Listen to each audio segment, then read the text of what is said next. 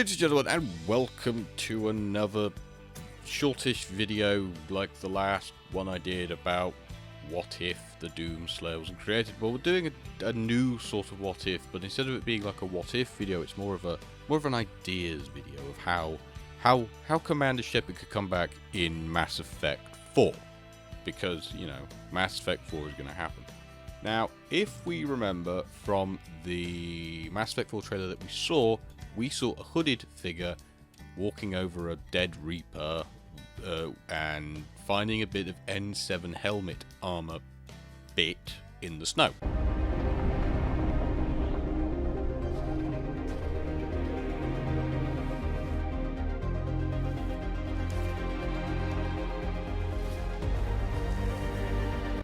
So from there we can already establish what is the canon ending for Mass Effect 3, and I will assume it is the perfect destroy ending, where in the end of it you actually see a lot of rubble and a Commander Shepard, either the male or the female, depending on which one you chose, you'd see the N7 tag and the armor, and then you'd hear the breather, the sort of thing.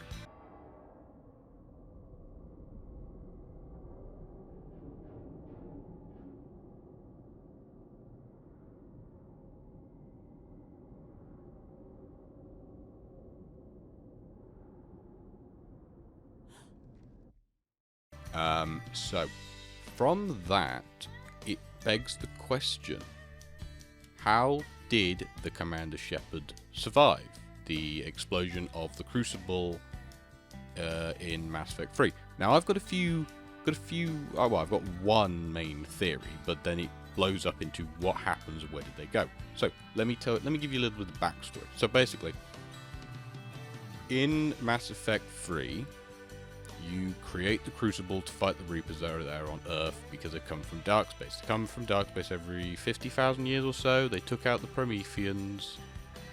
Yeah, they took out the ones before the Prometheans and on and on and on and on. But this time you're going to destroy the cycle because the harvest not good. So, as we know, there are 4 endings. There is the destroy, control, the synthesis, and then there's one if you shoot the ghost child, which I just think is a funny ending. We're taking the shooting of the ghost child out because that's not canon. We're also taking the control and synthesize endings out because, as I said at the beginning of the video, there is a destroyed Reaper in the Mass Effect 4 trailer. So I'm assuming from that the destruction one is canon. So, as we know the destruction ending is a canon one, what we see is when you are shooting the, I would assume, the power generator with the pistol.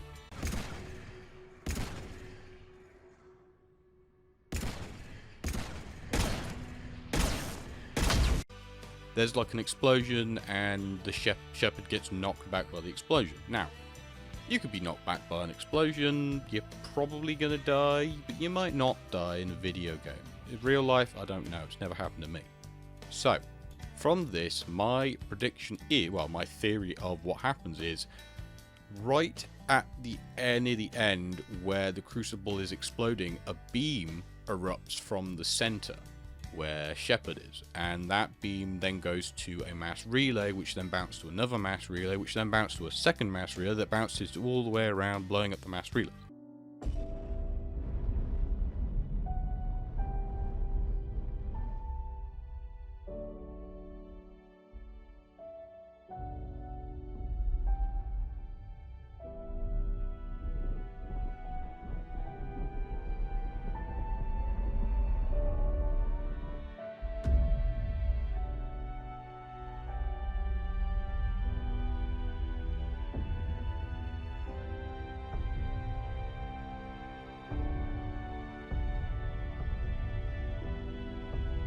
Now, let's just say there's a lot of rubble around the area where the beam would be coming from because of the explosion.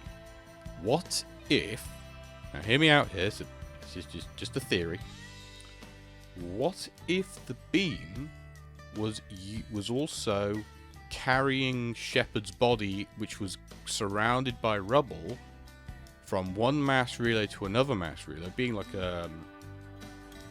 think of it like a Star Trek teleporter, the beam up and that. So, you know? No, don't think of Star Trek teleporter, that's stupid. Let's think of it as a teleporter. Just a general teleporter getting you from A to B.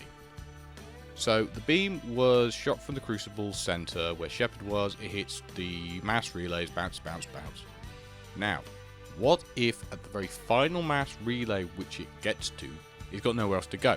So it bounces off the final mass relay and it just goes.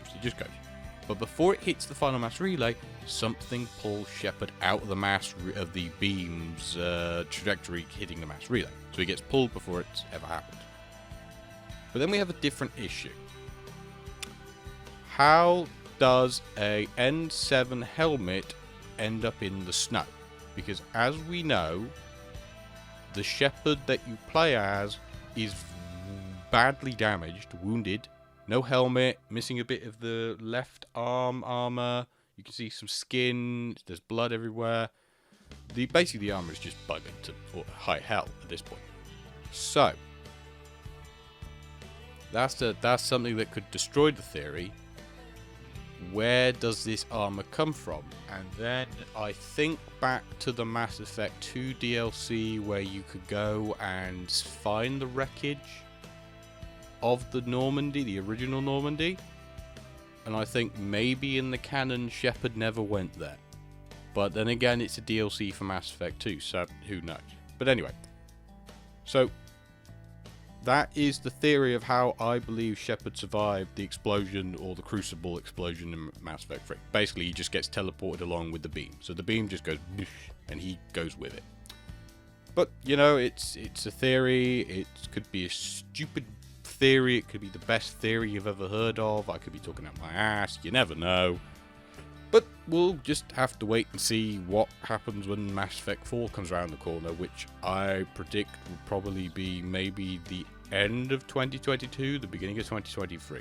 That's where we're going to definitely hear something on the 7th of November, N7 day. But yeah, that's my theory. I could be talking out of my arse again, but we never know. We never know these things. But I would like to know your thoughts in the comments. If you think that this could be a plausible theory and that could be how Shepard survived, or you think magical mumbo jumbo came along and it's rewriting the events of Mass Effect 3, you tell me that as well. But we'll only know when the game comes out. But I do hope you've enjoyed this shortish theory video on Mass Effect 4 and Mass Effect 3, and I'll see you in the next video. Goodbye.